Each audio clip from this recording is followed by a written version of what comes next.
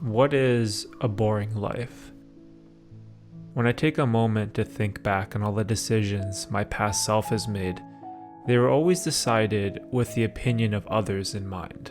I wanted to be unique, to be special, and admired by other people. Instead of the pursuit of happiness, I was driven by the pursuit of acceptance. I wanted to be relevant and for my life to mean something. Over time, I began to accept the fact that maybe living a boring life isn't so bad. Currently, I live in a small house with my wife and daughter. I don't have a luxury car or wear designer clothes. My life is the opposite of flashy and borderline mundane at times. However, it is a life that works for me. There is something so satisfying about waking up early, wearing the same clothes, brewing the same cup of coffee, and spending the rest of my day in my tiny office, reading, writing, learning, and sharing my experiences on life. There are times when I do feel claustrophobic and pinned down by routine, but I think the answer to this is simple. Human beings are meant to be outside. So when I feel unfulfilled, beaten down, or just crippled by life, I'll pack my bags and spend some time up north. In the woods, on the lake, or down a trail. Wherever I go, time just seems to stop, and everything slows down.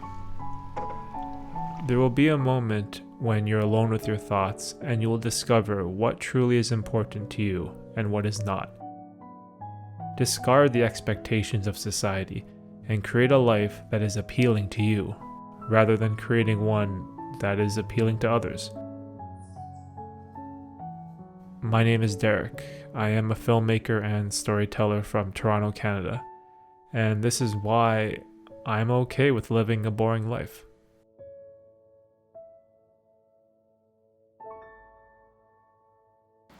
So recently I've been thinking a lot about this whole idea of why I enjoy living a boring life. And this topic kind of came to me when a coworker posed this question to me where he asked, if I'm so obsessed with self-development and I spend so much time on improving my life and learning these new skills, wouldn't I be afraid of missing out on the spontaneity and randomness in life? And wouldn't I be scared of just having these moments pass me by? And I kind of gave this a moment and really thought about it.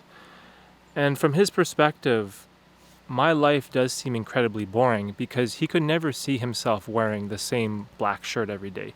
He could never see himself taking cold showers or drinking black coffee or any of these super basic self-improvement ideas that I live my life on. And from his perspective, I totally understand his argument because whenever we talk about things that he does with his time, it's all these amazing events of going places and going to concerts and seeing new people and new cities and new music and trying new things. And it's like this amazing mix of events of spontaneous life. And it's almost as if I'm missing that. And I've been thinking more about this idea of what may seem boring to you might not necessarily be boring to me, and vice versa. Like what I find exhilarating and thrilling and worthy of spending my time on may seem like a complete joke and waste of time to you. But this is why people are so different, and we need to value everyone's perspective on life. Now, I have no idea if these thoughts and ideas that I have are resonating with you, but the way that I view a boring life, to me is I'm okay with living a boring life outside the world of materialism. And I really started to learn this recently these past couple of years where I don't need the latest iPhone or I don't need the most fashionable clothing, to be happy, or I don't need a fast car or a luxury vacation. Like, these are all things that I don't need and they just don't bring me happiness. But on the other hand, someone may argue, why wouldn't you try to live life to the fullest and try to enjoy all the wonderful things that we have in the world and take advantage of this amazing time of technological advancement, and go out there and try to experience everything and live a full life. This may be the introverted part of me that's talking, but when I think about living a boring life, I envision myself, just at home, spending time alone, working on things that I love. And when I envision that in my mind and think about those scenarios, it makes me excited because this is what I like to spend my time on. This is what brings me joy and contentment.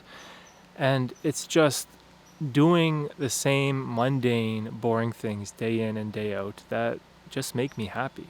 These introverted qualities that I have do pull me towards living a more boring life. And I feel like this is why this whole minimalism movement kind of resonates with me.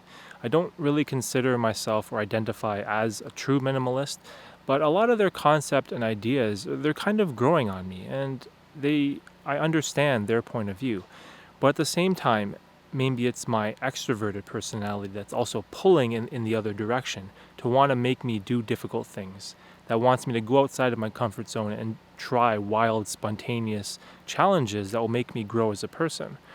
And maybe this whole decision doesn't have to be as polarizing.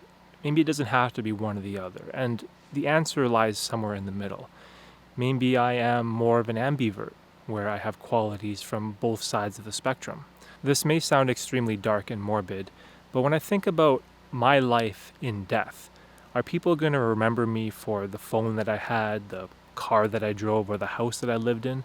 These are all insignificant things that people just don't care about. And these are also things that I don't really care about much either. Sure, it's nice to have, these items, and it's nice to have these luxuries, but what's really important is these memories that we build with our time left on this earth. And that is what I want to do. The more I think about this idea of living a boring life, the more I notice the dissatisfaction and unhappiness that people live in their everyday lives.